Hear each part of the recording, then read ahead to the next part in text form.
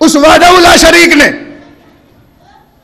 پوری کائنات میں کسی بھی شے کو بیکار خلق نہیں کیا. اب آ گیا میں اپنے اصل موضوع پر. تو جب اس وحدہ لا شریک نے چھوٹی سے چھوٹی چیز اور بڑی سے بڑی چیز کو بیکار خلق نہیں کیا, تو پھر اس وحدہ لا شریک نے اس حضرت انسان کو کیوں پیدا کیا, اس انسان کو کیوں وجود عطا کیا؟ قرآن نے آگے بڑھ کر آواز دی, وما خلقت الجن والانس الا لیعبدون. ہم نے جن اور انسانوں کو پیدا ہی نہیں کیا مگر یہ کہ وہ ہماری عبادت کریں, مگر یہ کہ وہ ہماری ورشپ کریں, مگر یہ کہ وہ ہماری ڈیشن کریں, مگر یہ کہ وہ ہمارے سامنے سجدہ ریز رہیں, مگر یہ کہ وہ ہمارے لیے قیام کریں, مگر یہ کہ وہ ہمارے لیے تحلیل کریں, مگر یہ کہ وہ ہمارے لیے سجود کریں, مگر یہ کہ وہ ہمارے لیے تسبیح و تقدیس کرتے رہیں. لیکن عزیزان گرامی, میں پورے مجمع سے سوال کرنا چاہتا ہوں, یہ انسان اس دنیا میں اللہ کی عبادت کرنے کے لیے آیا تھا, لیکن یہ غیر اللہ کی عبادت کیوں کرنے لگا؟ اس نے بڑے بڑے پہاڑوں کو دیکھا, اس کی عبادت کرنے لگا. اس نے بڑے بڑے درختوں کو دیکھا, اس کی پوجا کرنے لگا. اس نے سمندروں کو دیکھا, اس کے سامنے اپنی جبین کو جھکا دیا. اس نے سورج کو دیکھا, اس کی عبادت کرنے لگا. اس کی نگاہ چاند پہ پہنچی, اس کی عبادت کرنے لگا. اس کی نگاہ ستارے پہ پہنچی, نجومی بن بیٹھا. اس نے آگ کو دیکھا, آتش پرست بن بیٹھا. بھائی یہ انسان تو اللہ کی عبادت کرنے کے لیے آیا تھا, یہ غیر اللہ کی عبادت کیوں کرنے لگا؟ تو آواز آئی, جس انسان کی فطرت مردہ ہو جاتی ہے وہ غیر اللہ کی عبادت کرنے لگتا ہے. صلوات پڑھیں نا محمد و آل محمد پر. مل جل کر صلوات ارشاد فرمائیں.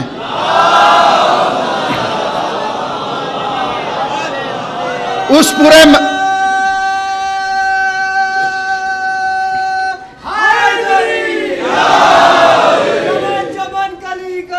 علی علی علی علی علی علی علی علی علی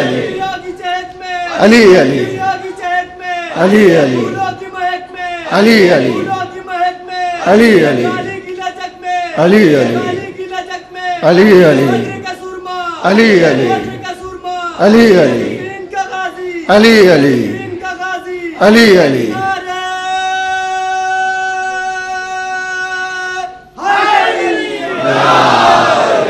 اس مجمع سے گزارش ضرور کروں گا کہ وہ یہاں پر آ کے بیٹھ جائیں تاکہ آنے والوں کو زحمت نہ ہو. آئیے آپ یہاں پر تشریف لے آئیں, بآواز بلند صلوات ارشاد فرمائیں.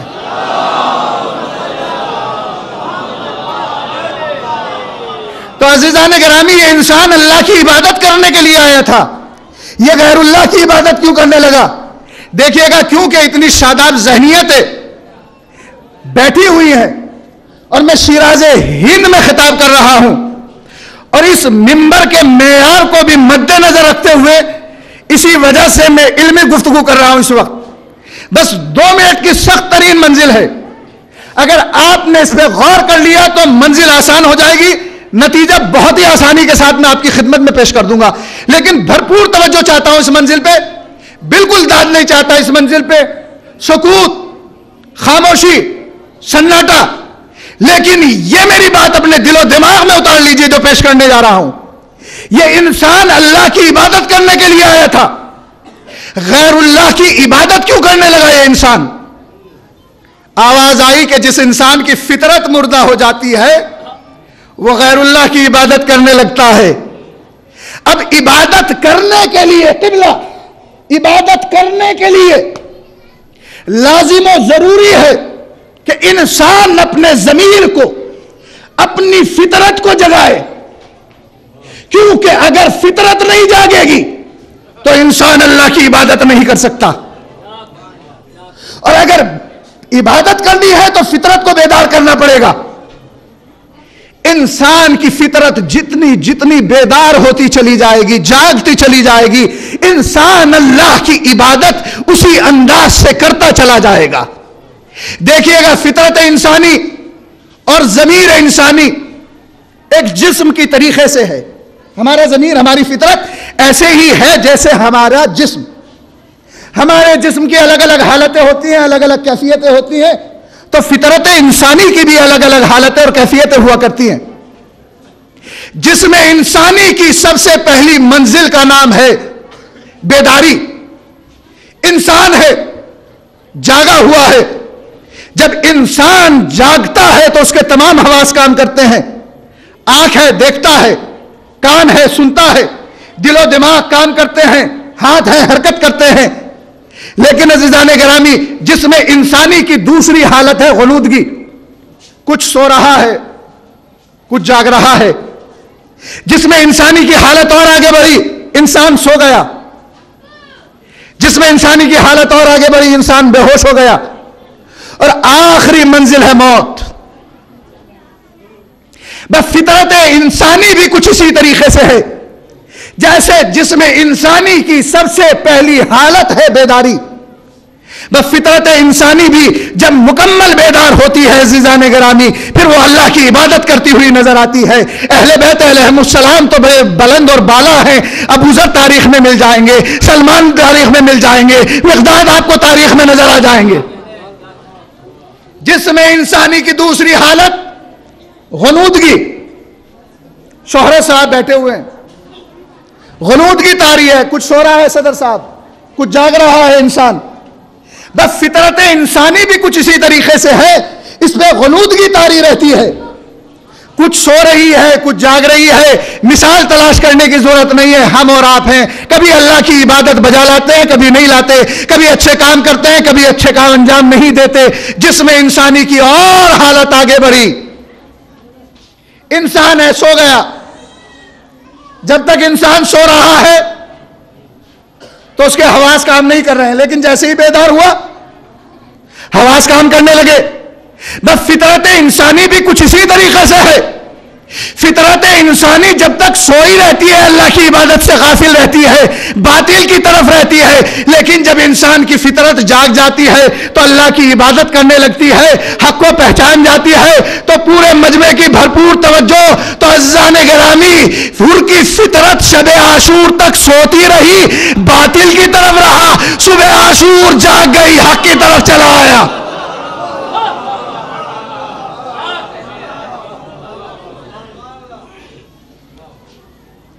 جس میں انسانی کی حالت اور آگے بڑھی. انسان کے جسم پہ غشی طاری ہو گئی. تو جب تک پانی کے چھینٹے انسان کے چہرے پہ نہیں دیے جاتے, تنویر بالکرامی صاحب, تو انسان غشا سے افاقہ نہیں پاتا. تو فطرت انسانی بھی کبھی کبھی بے ہوش ہو جاتی ہے. لیکن عزیزان گرامی, جب امر بالمعروف و نہی عن المنکر کے چھینٹے دیے جاتے ہیں تو فطرت و ضمیر انسانی بیدار ہو جاتا ہے. دوست سے کہتا ہے آپ مستطیع ہو چکے, حج کیجئے, تو حج بجا لاتا ہے. تو عزیزان گرامی, جس میں انسانی کی آخری منزل, آخری حالت ہے موت. انسان کے پاس آنکھیں ہیں, دیکھ نہیں سکتا. کان ہیں, سن نہیں سکتا. دل و دماغ ہے, کام نہیں کر رہے ہیں. ہاتھ ہے, حرکت نہیں کر رہے ہیں. پیر ہے, چل نہیں سکتا. عزیزان گرامی, اسی طریقے سے جب فطرت انسانی مردہ ہو جاتی ہے تو وہ فقط غیر اللہ کی عبادت نہیں کرتی. کبھی وہ توحید کا دعویٰ کرتی ہے, کبھی نبوت کا دعویٰ کرتی ہے, کبھی خلافت کا دعویٰ کرتی ہے. صلوات بر محمد آل محمد پر. بھائی شیراز ہند والوں, کبھی کبھی ہماری مجبوریوں کو بھی سمجھ لیا کیجئے. صلوات پڑھنا محمد آل محمد پر.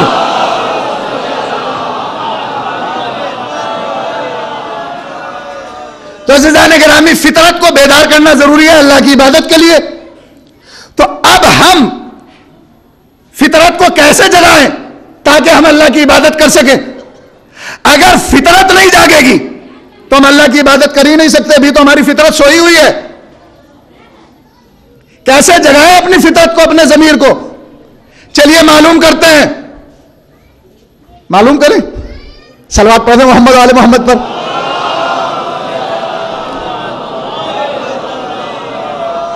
فطرت انسانی کو جگانے کے لیے ضروری ہے کہ ہم دین کو سمجھیں کہ دین کیا ہے. اگر ہم دین کو نہیں سمجھیں گے تو فطرت بیدار نہیں ہوگی, اور فطرت بیدار نہیں ہوگی تو عزیزان گرامی پھر ہم اللہ کی عبادت نہیں کر سکتے.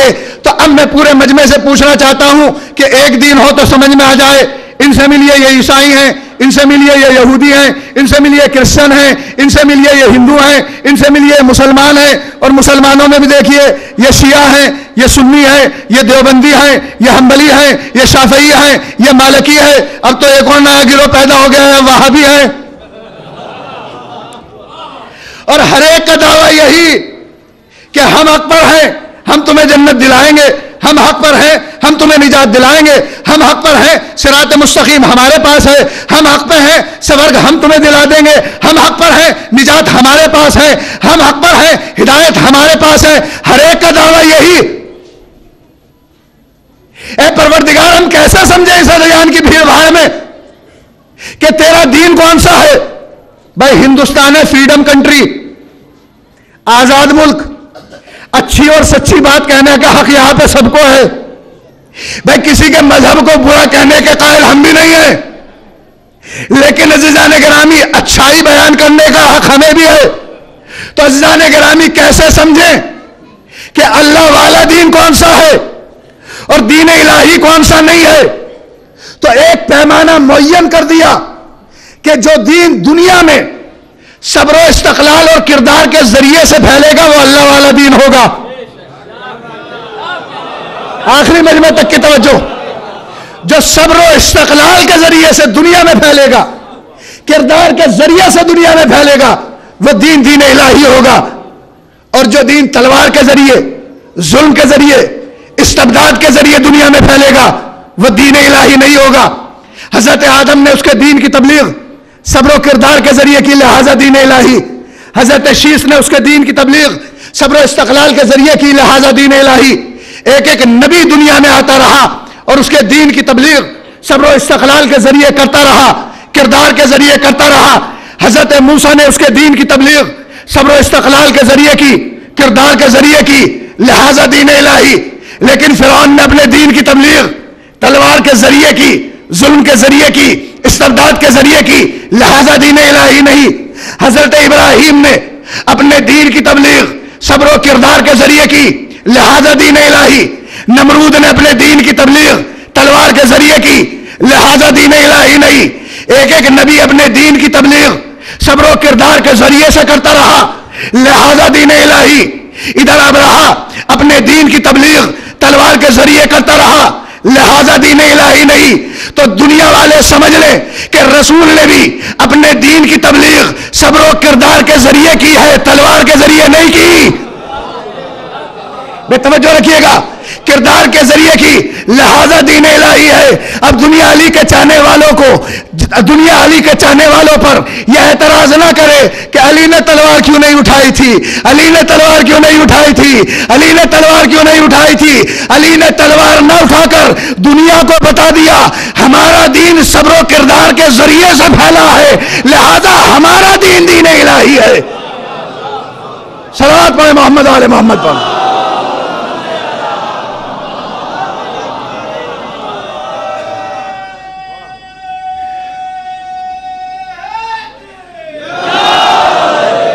مولا سلامت رکھے۔ میں مطمئن ہو گیا کہ میرا پیغام پہنچ رہا ہے۔ مجمع کے آخری فرض سے نعرہ بلند ہوا ہے، جو دین اللہ کی جانب سے آیا اس میں دو چیزیں، دین کو سمجھے تاکہ فطرت بیدار ہو، فطرت بیدار ہوگی تو اس کی عبادت ہوگی۔ اللہ کی جانب سے آنے والے دین میں دو چیزیں ہوتی ہیں، بسم اللہ الرحمن الرحیم، والعصر ان الانسان لفی خسر الا الذین آمنوا وعملوا الصالحات وتواصوا بالحق وتواصوا بالصبر۔ آمنوا وعملوا الصالحات، دو چیزیں، آمنوا کہہ کر عقیدہ مراد لیا، عمل الصالحات کہہ کر عمل مراد لیا۔ یعنی بتایا کہ دین عقیدہ اور عمل کے مجموعے کا نام ہے۔ اور آسان کر دوں اپنے مجمع کے لیے، اصول دین اور فروع دین کا نام اسلام ہے، دین ہے۔ جب اصول اور فروع جمع ہو جائیں تو وہ دین کہلاتا ہے۔ لیکن عزیزان گرامی، کوئی بھی عمل، کوئی بھی فرع آپ کی اس وقت تک منزل قبولیت میں پہنچ ہی نہیں سکتی جب تک کہ آپ کا عقیدہ صحیح نہ ہو. اگر عقیدہ صحیح نہیں ہے تو نماز منزل قبولیت میں نہیں پہنچے گی, روزہ منزل قبولیت میں نہیں پہنچے گا, حج منزل قبولیت میں نہیں پہنچے گا. توجہ فرمائیے گا عزیزان گرامی. تو پہلے ہے عقیدہ, بعد میں ہے عمل.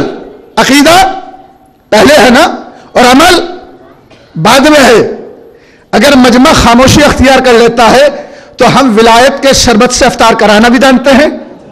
صلوات پڑھ دینا محمد والے محمد پر. عقیدہ پہلے ہے, عمل بعد میں ہے. عقیدہ کیا ہے؟ توحید پہ عقیدہ, عدل پہ عقیدہ, نبوت پہ عقیدہ, امامت پہ عقیدہ, قیامت پہ عقیدہ. کتنے ہیں عقیدے؟ 5 ہے نا عقیدے. لیکن اگر ان میں سے کسی ایک پر بھی عقیدہ نہیں ہے تو عمل منزل قبولیت میں پہنچے گا ہی نہیں. اگر آپ اپنے عمل کو منزل قبولیت میں لے جانا چاہتے ہیں تو پروردگار عالم نے پہلے ہی منزل پہ آپ کا عقیدہ پنجتنی بنا دیا. صلوات پڑھ رہا ہوں محمد والے محمد پر. پہلی ہی منزل پہ آپ کے عقیدے کو پنجتنی بنا دیا. عزیزان گرامی, کہا کہ دیکھو توحید پہ عقیدہ رکھنا واجب ہے, نبوت پہ عقیدہ رکھنا واجب ہے, عدل پہ عقیدہ رکھنا واجب ہے. لیکن عزیزان گرامی, ہر جگہ پر آپ کو عقیدے 5 نظر نہیں آئیں گے. ہر جگہ پر آپ کو عقیدے 5 نظر نہیں آئیں گے. توحید ہے عدل غائب, توحید ہے عدل غائب, نبوت ہے امامت غائب. توحید ہے عدل غائب, نبوت ہے امامت غائب. اب جملہ کہوں, قیامت ہی قیامت ہے. تو ہر جگہ پر آپ کو عقیدے 5 نظر نہیں آئیں گے. بعد والے خود گن لیجئے آپ. توحید ہے عدل غائب, نبوت ہے امامت غائب, قیامت ہی قیامت ہے. تو ہمارے یہاں پر ہیں عقیدے 5. توحید پہ بھی عقیدہ رکھنا واجب, عدل پہ بھی عقیدہ رکھنا واجب, نبوت پہ بھی عقیدہ رکھنا واجب, امامت پہ بھی عقیدہ رکھنا واجب, قیامت پہ بھی عقیدہ رکھنا واجب. لیکن دنیا والوں نے عدل کو عقیدے میں داخل کیوں نہیں کیا؟ سوال میرا یہ ہے اپنے محترم مجمع سے. دنیا والوں نے عدل کو اپنے عقیدے میں شامل کیوں نہیں کیا؟ معلوم ہے کہ اگر عدل کا عقیدہ رکھیں گے تو امامت کا عقیدہ خود بخود آ جائے گا. اس لیے کہ عزیزان گرامی, جب ہم یہ کہتے ہیں کہ امام کا عادل ہونا ضروری ہے, وصی رسول کا عادل ہونا ضروری ہے, خلیفۃ اللہ کا عادل ہونا ضروری ہے, ہم تو اپنے مجتہد کو بھی غیر عادل نہیں مانتے. تو جواب آئے گا, ہم تو اللہ کی عدالت کے ہی قائل نہیں ہیں, تو خلیفۃ اللہ کی عدالت کے کیا قائل ہوں گے؟ صلوات پڑھیں نا محمد علیہ محمد پر.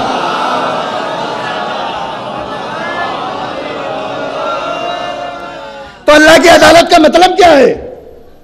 اللہ کی عدالت کا مطلب یہ ہے کہ اللہ نے ہر چیز کو اس کی جگہ پہ رکھا ہے جو کہ اس کا مقام ہے. عدالت ایسے نہیں سمجھیں گے, آپ اپنی ذات میں غور کر لیں تو سمجھ میں آ جائے گی عدالت الہیہ. پورا مجمع تصور کرے کہ اگر وہ خدا ہماری ناک کو پیشانی پہ لگا دیتا اور آنکھوں کو کانوں کی جگہ اور کانوں کو آنکھوں کی جگہ لگا دیتا تو یہ انسان نہ ہو کر عجیب سا ہیولہ ہو جاتا. ناک کا اپنی مناسب جگہ پہ ہونا, آنکھوں کا اپنا مناسب جگہ پہ ہونا, کان کا اپنا مناسب جگہ پہ ہونا, یہ عدالت الہیہ کی دلیل ہے. اب نازک منزلیں بھی سمجھ لیجئے گا عزیزان گرامی. اللہ کی عدالت کا تقاضا یہ تھا کہ اس نے ہر چیز کو اس کی جگہ پہ رکھا. چاند کو اس کی جگہ پہ, سورج کو اس کی جگہ پہ, کہکشاؤں کو اس کی جگہ پہ, فضاؤں کو اس کی جگہ پہ, خلاؤں کو اس کی جگہ پر. اب کہہ دوں میں جملہ کہ اللہ نے ہر چیز کو اس کی جگہ پہ رکھا, یہ الگ بات ہے کہ دنیا والوں نے وہاں سے ہٹا کہ کسی اور کو بٹھا دیا ہو. صلوات پڑھ رہے نا محمد آل محمد.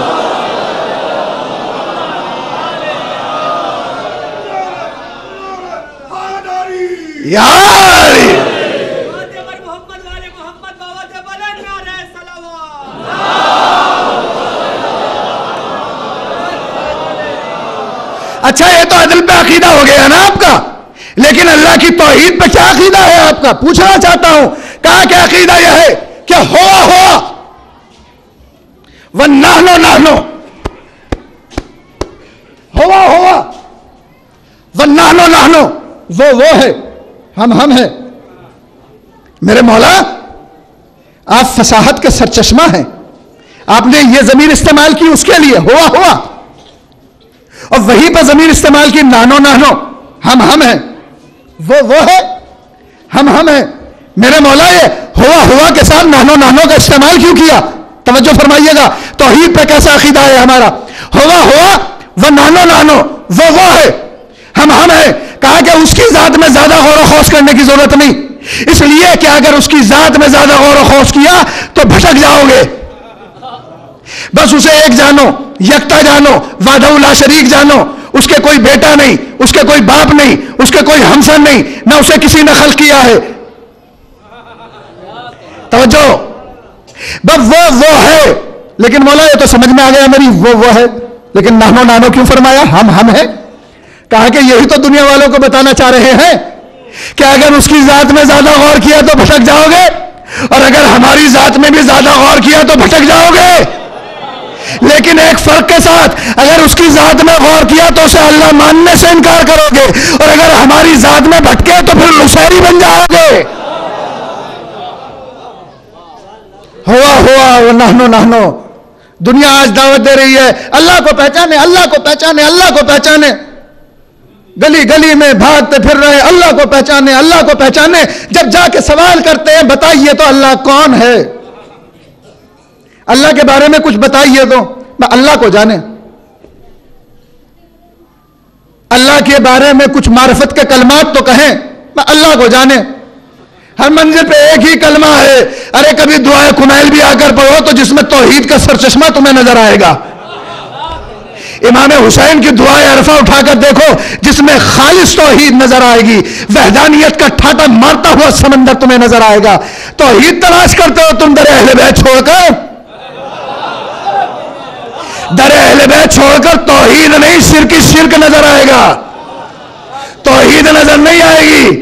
اس لیے کہ عزیزان گرامی ہوا وہ نانو وہ ہے، ہم ہیں۔ اگر اور کوئی ہوتا عزیزان گرامی کلیجہ پھٹ جاتا۔ میرے مولا نے جملہ ارشاد فرمایا ہے، یا من دل بذاتہ علی ذاتہ،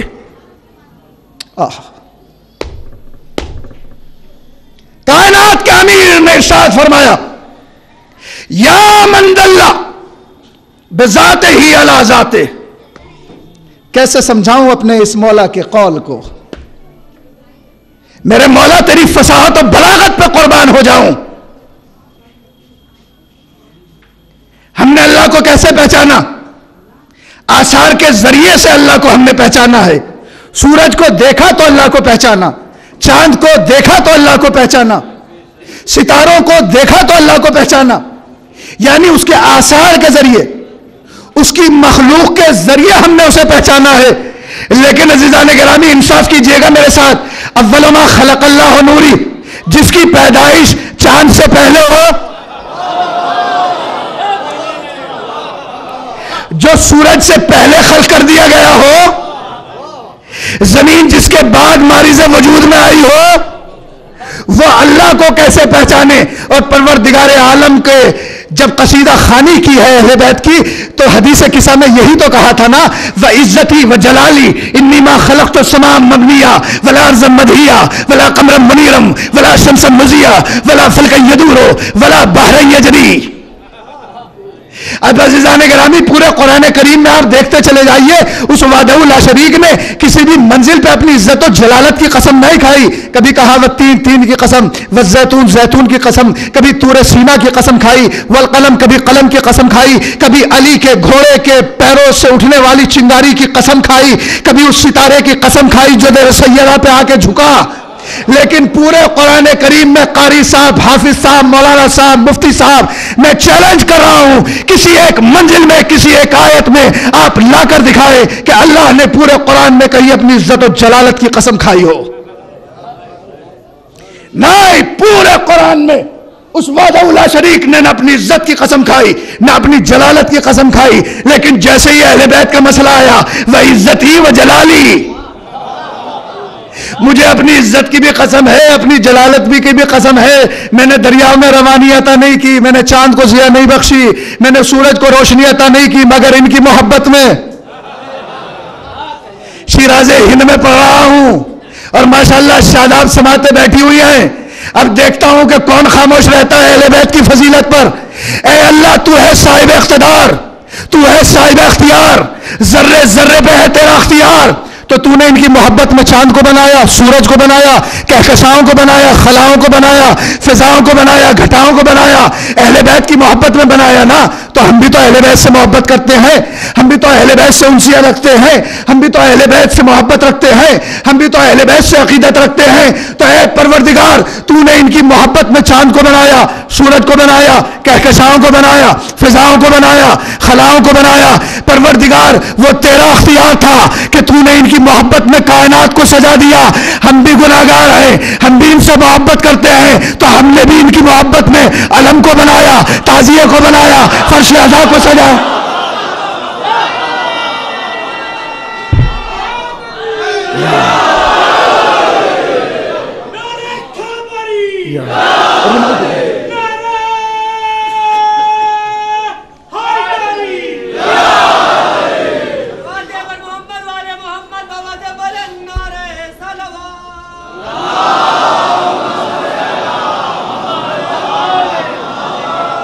یا من دل بذاتہ علی ذاتہ۔ اب آئے گا آپ کی سمجھ میں یہ جملہ اور اب لطف اندوز ہوں گے آپ۔ یعنی اہل بیت وہ ہیں کہ جو دنیا سے پہلے ہیں، تو ہم نے تو اللہ کو دنیا کے ذریعے سے پہچانا، تو پھر اہل بیت نے کیسے پہچانا؟ میرے مولا نے فرمایا یا من دل بذاتہ علی ذاتہ، جس کے وجود پر دلیل ذات ہی اس کی ذات ہے۔ میرے مولا نے نہج بلاغہ میں بالکل آسان کر دیا کہ ہم وہ ہیں کہ جس نے اللہ کو اللہ کے ذریعے سے پہچانا ہے۔ اب دنیا نہ کہے کہ محمد ہم جیسے، محمد ہم جیسے، محمد ہم جیسے، محمد میں اور امت میں یہی فرق ہے۔ ہم وہ ہیں کہ جو دنیا کے ذریعے سے اللہ کو پہچانتے ہیں، اور محمد و آل محمد وہ ہے جو اللہ کے ذریعے سے اللہ کو پہچانتے ہیں۔ صلوات پڑھیں نا محمد و آل محمد پر۔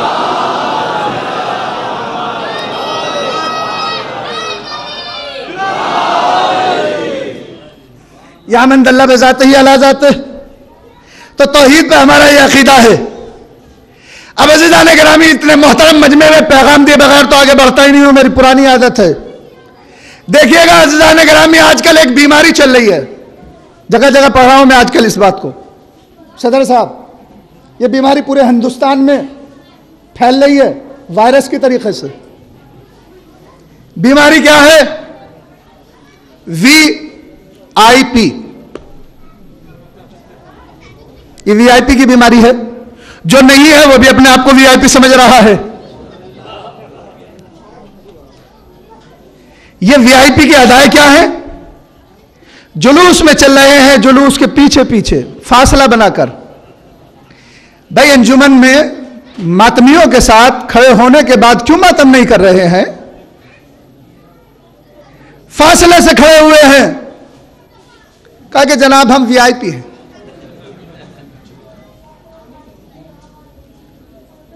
اچھا آپ VIP ہیں؟ انجمنیں ماتم کر رہی ہیں، رات بھر ماتمدار ماتم کر رہے ہیں، یا حسین کی صدائیں بلند ہو رہی ہیں، وہ بالکل الگ تھلگ کونے میں یا باہر بالکل الگ کھڑے ہوئے ہیں تاکہ ہم مجمع سے الگ نظر آئے۔ آپ الگ کیوں کھڑے ہوئے ہیں؟ کہا کہ جناب ہم VIP ہیں۔